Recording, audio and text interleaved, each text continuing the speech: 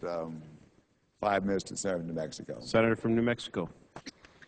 Mr. President, I thank my colleague and the chairman of the committee very much. I wanted to talk today about an amendment that I'm hoping to offer. It's Amendment 480. It relates to the funding of our national public land management agencies so that they can create jobs and do the work that is important work that needs to be done in their various jurisdictions. We've had a lot of talk here about how it's important that we focus the funds that we have in this legislation on jobs that can be created quickly.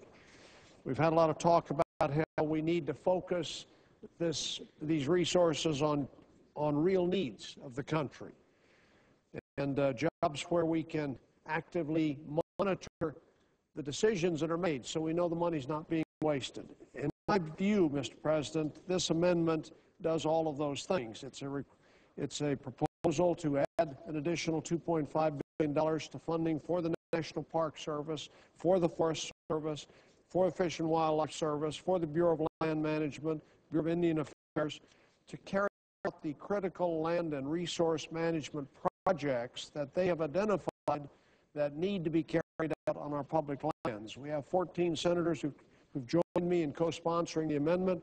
My colleague, Senator Udall from New Mexico, Senator Boxer, Senator Wyden, Senator Merkley, Senator Cantwell, Senator Murray, Senator Baucus, Senator Tester, Senator Levins, Senator Stabenow, and also Senators Kerry, Leahy, Schumer, and Senator Udall from Colorado.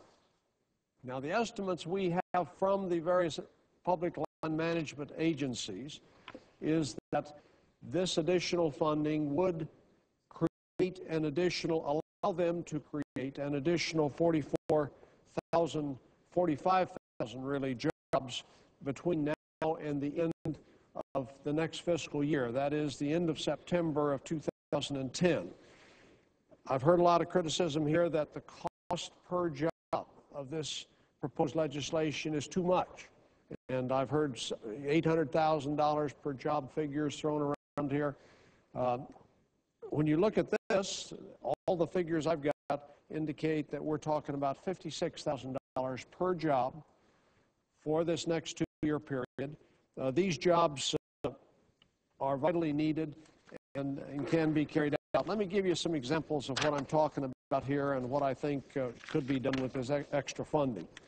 One example in the National Park Service is we need to complete the stabilization construction at Ellis Island.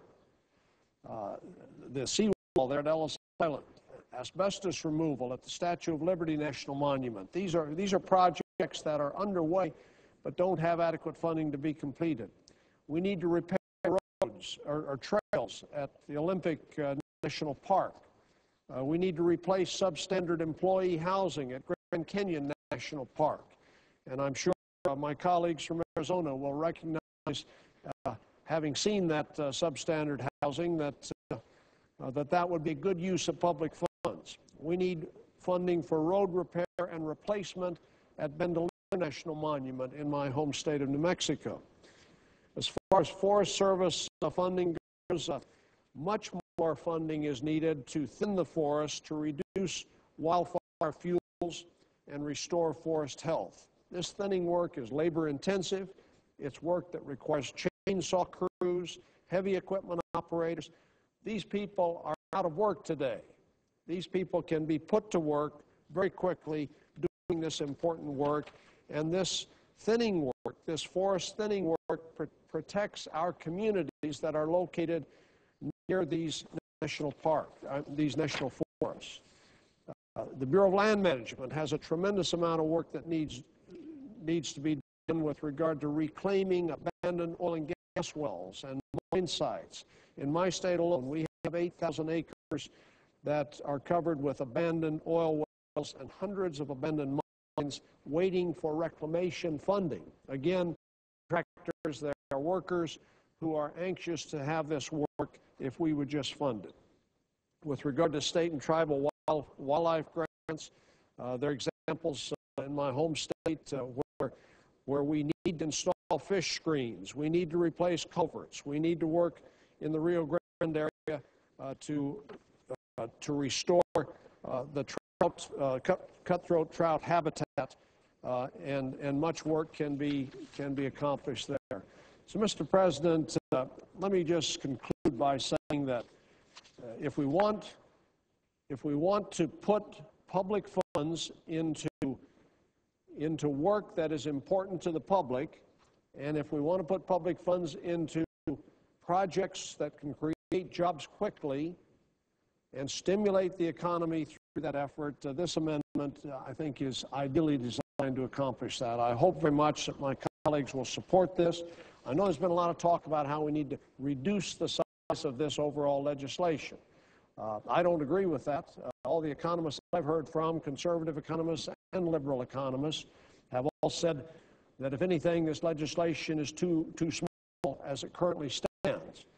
But whatever the size of the legislation, this is the kind of job creation funding that we ought to be engaged in. I urge my colleagues to support the amendment, and I yield the floor. Senator from Alabama. I would ask to be recognized for 7 minutes. With Senator may proceed. And ask to be notified at 7 minutes. Mr. President. Senator